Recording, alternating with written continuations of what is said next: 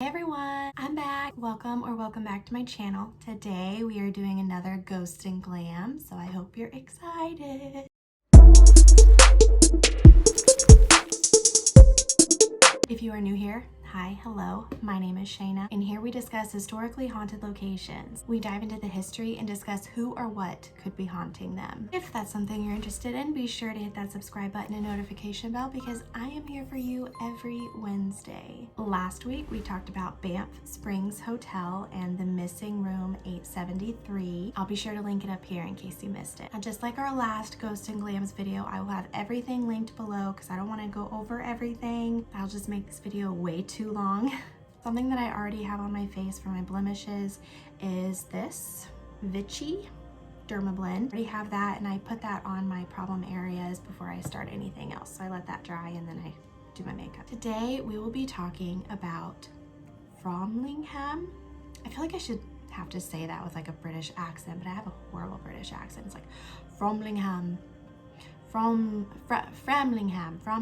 Anyways, we'll be talking about that castle and the Queen Bloody Mary. And the reason why we're going to be talking about Bloody Mary too is because she did live in the castle. It's a big significant part of the castle's history, and I just kind of wanted to include that because she is an interesting person. So first we'll talk about Bloody Mary. Now, Mary Tudor, aka Queen Mary I, was Henry VIII's oldest daughter. I think oldest child, actually. Remember him? Yeah, from my Tower of London video.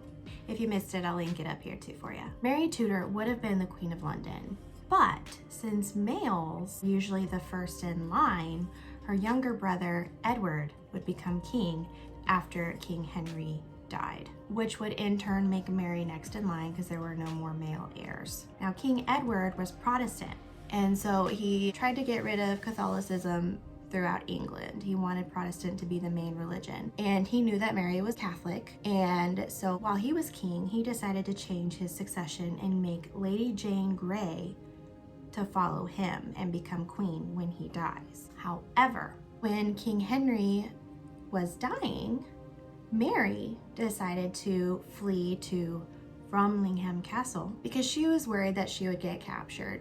You know, she knew it was coming. She knew that Lady Jane Grey was going to become queen, and she didn't want to get thrown in prison. I really do have fun with these videos. Let me know what you guys think. I don't know.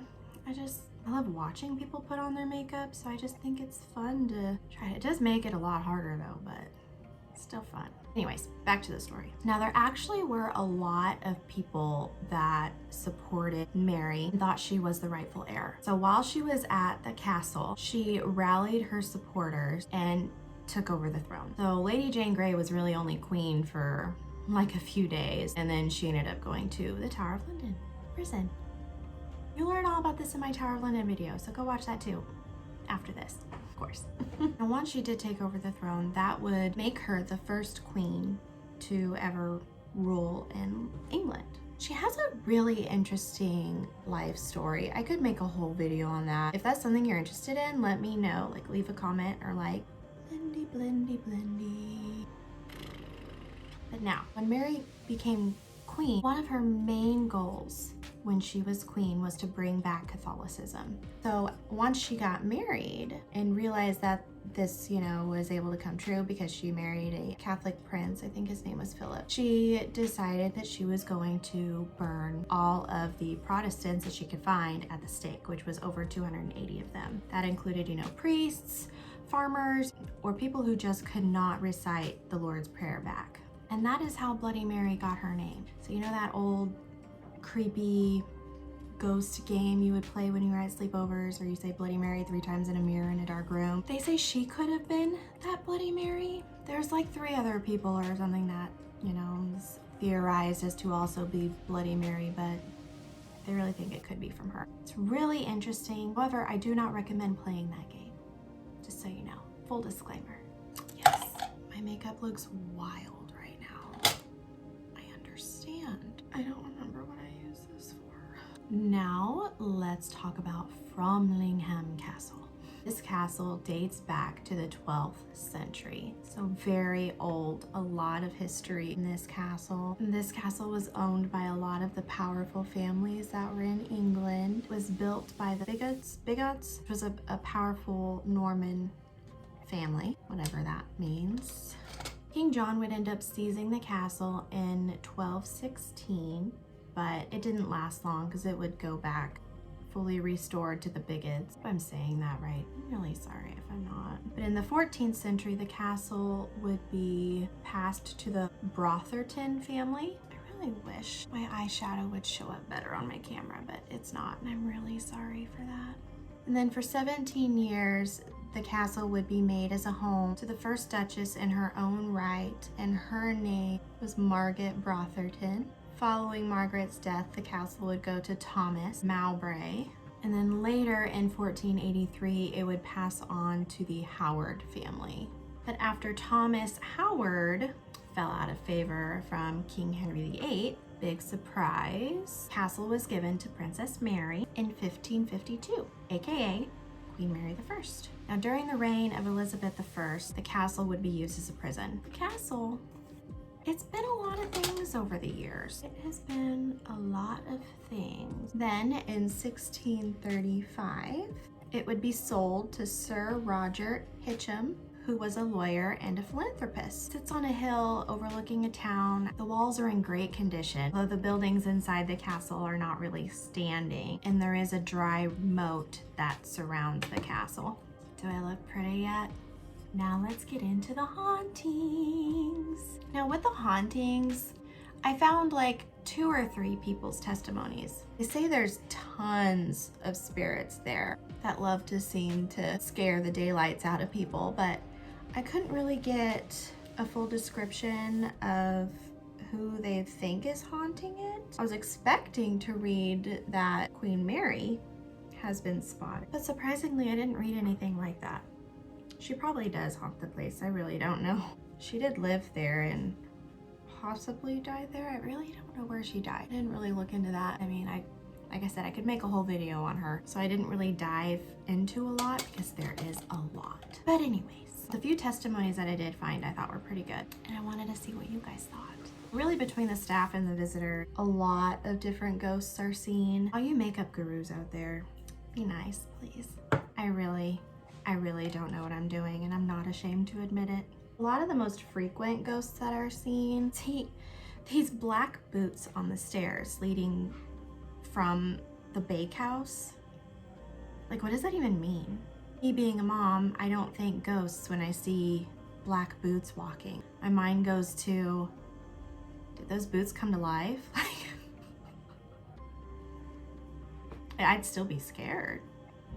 You know, others will hear coughing or clearing their throat, and some will see children's faces in the windows in the attic. Like, it's kind of creepy. Now, one of the testimonials that I was able to find was a kid who was staying with his grandparent. His grandparent was a custodian at the time, and they were living in the Red House, which used to be the captain's house, I think, back in the day. And this was a long time ago when the Red House was used as a private home. The grandson was sleeping, and he woke up really early to these footsteps on the gravel. And so his mind, he was just like, well, maybe my grandpa up early to get some stuff done. Who knows? When he started talking to his grandpa about it, his grandpa was like, that wasn't me. He automatically knew who that was. He said that was the ghost of a man who was imprisoned here. And those footsteps were his final walk through the postern gate into the tower before his death. A lot of information there, Grandpa. Now the next story is also in the Red House. And this ghost story was from a man, Tony Leach, I think is his name. But anyways, his grandmother was a custodian in the 40s, early 50s. And his family moved in with her to help, essentially. The house, remember me saying how it was the captain's house? It was called the captain's house for whoever was the captain of the poorhouse at the time. And it was built on the site after the inside of the castle was demolished. But Tony's brother said that he would see an apparition in a lot of the bedrooms of the house. Their dog would not enter into what was known as the tea room. No one knows why. He said his grandmother would see soldiers walking around at night. His father saw just a pair of legs, not the upper body, just the pair of legs, coming up the path that leads the flat bit up the main bridge. Wouldn't that be kind of traumatic? No, let me tell you, here's what would be traumatic. Some people see a ghost figure falling from the top of the prison tower.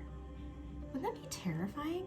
At first you think it's a normal person, like, what's happening, you know, but no, just a ghost. Now, Tony himself said he would really experience what he could describe as a crowd, like the noise of a crowd. And it was mainly in the poorhouse, or what is now called the Great Hall. I forgot to put this on my eyes.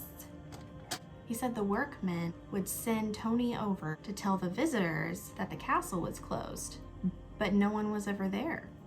There was no one for him to tell. Now the other testimony comes from this man named Andrew Wells, and his testimonies are pretty interesting too. He is the historic property steward at the castle. Him and 2 other men were in the admissions building. All of them were on one side of the room. To add a little more blush. So anyways, all of a sudden they hear the storeroom doorknob handle move, like someone's trying to open it. And all of a sudden, door opens, but no one comes through it, and there's no wind outside. So they all look at each other like, what just happened? Another time, it was at the end of the day, and he was in the shop by himself, but he felt like someone was watching him. So out of the corner of his eye, he looked and he saw what looked like a boot walk itself out of the bakehouse door, around behind him, and then disappeared into the fireplace. Sometimes when he's in the attic, he'll hear what sounds like someone kicking a pebble at him. And if he's up there too long, the sound will become more and more frequent, like they don't want him in there. One evening, he was walking up the wall walk, walking over the gate towards the house, when he felt like he heard someone following him. So he turns around, thinking it's a coworker of his. He turns around, and about 10 meters away, he sees this dark figure with a white face walking behind him.